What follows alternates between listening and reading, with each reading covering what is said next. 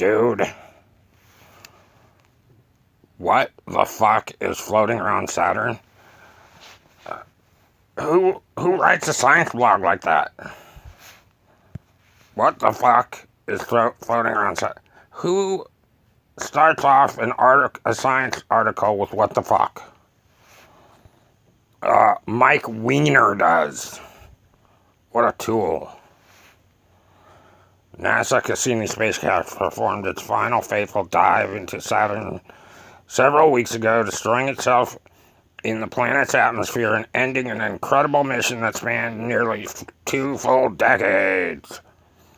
Today, even though its mechanical body has been vaporized, the information it sent back during its time in orbit continues to surprise scientists.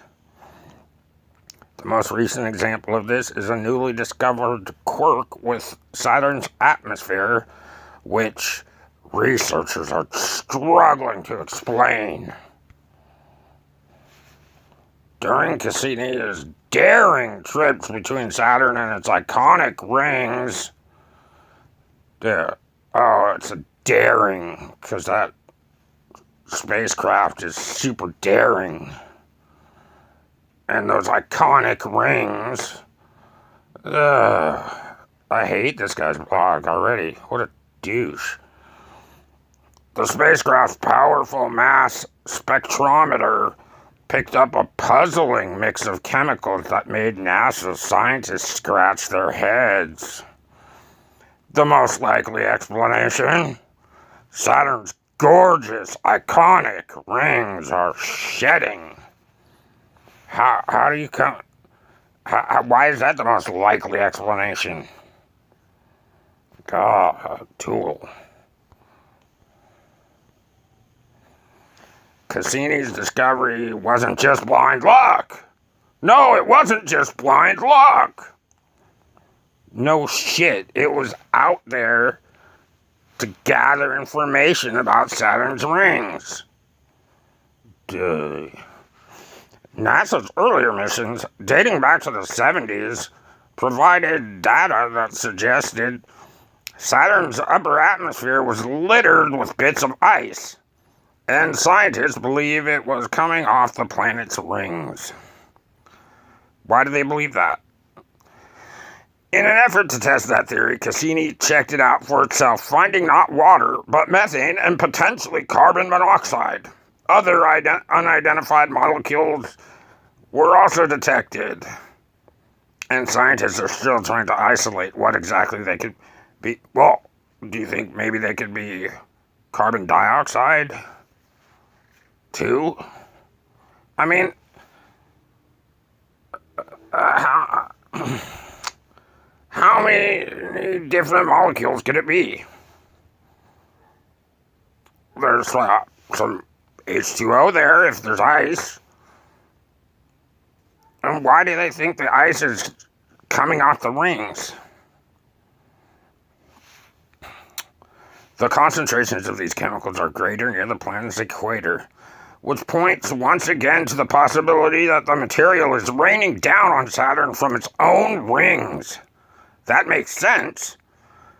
But there are still some puzzling questions that haven't been answered, including the process by which the particles depart from the rings and find their way to the planet's atmosphere. Now, why does that make sense? Why does it make sense? Perhaps it's just moisture that, when it gets close to the rings, freezes and then falls.